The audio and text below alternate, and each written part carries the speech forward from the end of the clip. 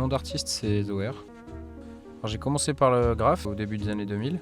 De la pratique du graffiti, j'ai gardé pas mal de choses qui sont l'urgence, la façon de peindre et d'investir un espace quand même assez rapidement, de faire un travail des couleurs ou d'avoir une sorte d'impact. Je suis persuadé que c'est la première des clés de lecture d'une œuvre, c'est la couleur plus que la forme. Moi j'adore justement construire des gammes complexes. Je demande à avoir une gamme de couleurs assez fournie, un panel assez large.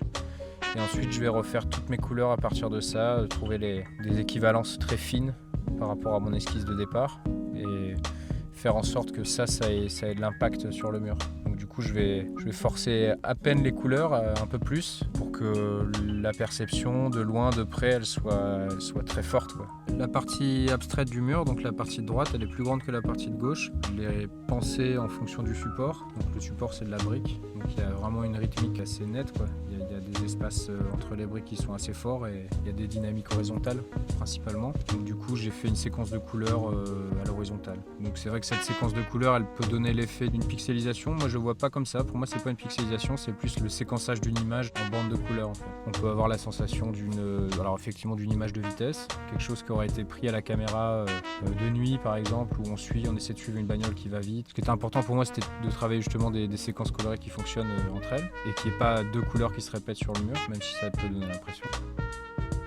Ce qui est aussi intéressant dans le fait de faire de la peinture murale, c'est que la plupart du temps, moi je m'inscris dans des espaces qui sont en transition. Alors c'est comme quand les gens font du graphe, ils vont peindre soit des espaces qui ne sont pas amenés à être marchés ou parcourus, ou soit des espaces qui sont entre deux. Ça veut dire ils sont fraîchement abandonnés, puis on va en faire autre chose.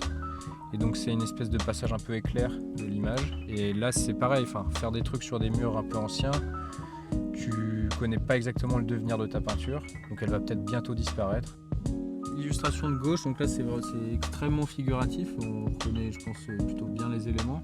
Et là voilà, justement je voulais traiter de cette opposition franche entre un objet automobile, très droit, très discipliné, on sent vraiment que c'est du métal, du fer quoi si tu veux. Et le contraste avec la nature qui l'absorbe en fait cet objet. Et puis au premier plan aussi des petites plantations où tu sens que c'est des petites plantations un peu domestiques, ça veut dire des toutes jeunes pousses de fleurs quoi. Souvent j'illustre des automobiles parce que c'est un objet extrêmement complet, c'est un objet très complexe qui est hyper intéressant au niveau industriel, sociologique. Il y a énormément de choses à raconter autour de l'automobile.